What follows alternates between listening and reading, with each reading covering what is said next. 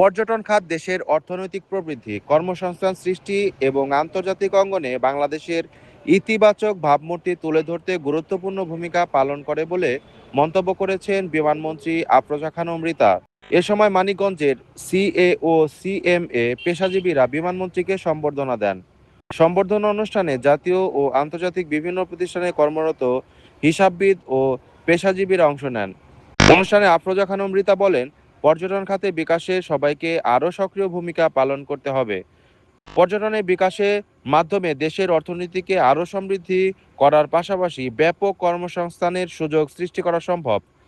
তিনি আরও বলেন, পর্যটন শুধু অর্থনীতির সঙ্গে সম্পৃক্ত নয়, এটি একটি দেশের সংস্কৃতি, ঐতিহ্য ও পরিচয়কে বিশ্ব দরবারে তুলে ধরার অন্যতম মাধ্যম।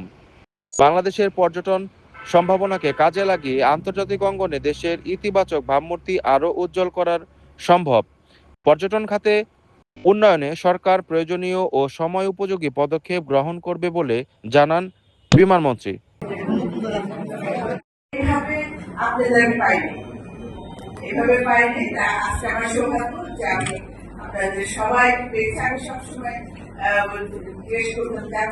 কমিটি করবো, সেই কমিটিতে আমি চাই যে শিক্ষিত মেধাবী সাংগঠনিক লোকজন আসুক, আসলে পরে মানে ডিসিশন মেকার লাগবে, তো অ্যাডভাইজারও লাগে, লিডারশিপ দেখবে। তার আশেপাশে যদি ভালো অ্যাডভাইজার না থাকে দেশটাকে যেভাবে এগিয়ে দেওয়া যায় না।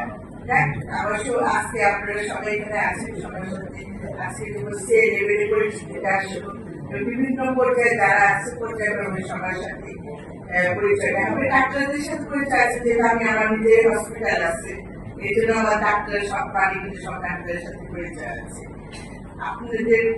আপনারা আজকে আমাকে আগে করেছেন, অভ্যর্থনা দিয়েছেন, আমি আমার নিজের অন্তঃস্থ থেকে আপনাদের কৃতজ্ঞতা জানাই।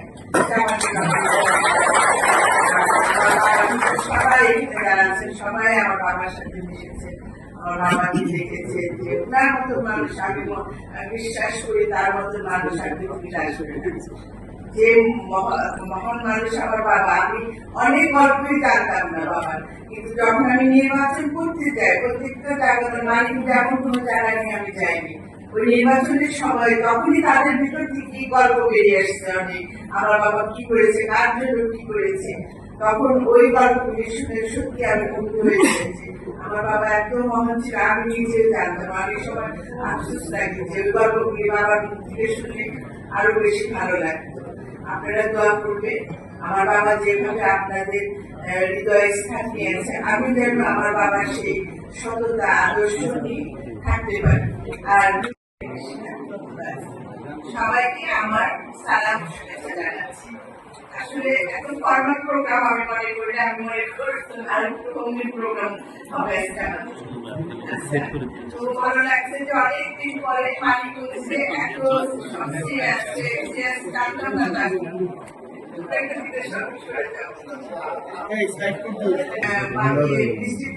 প্রথম আমি যে সময় আমার মানিকগঞ্জে কোনো সেক্রেটারি আছে কিনা, কিন্তু আমি কোনো সেক্রেটারি খুঁজে পাইনি মানিকগঞ্জে। আছে additional secretary, deputy secretary, joint secretary এই পর্যন্ত, কিন্তু কোন সেক্রেটারি এখন পর্যন্ত মিনিস্ট্রিতে নাই।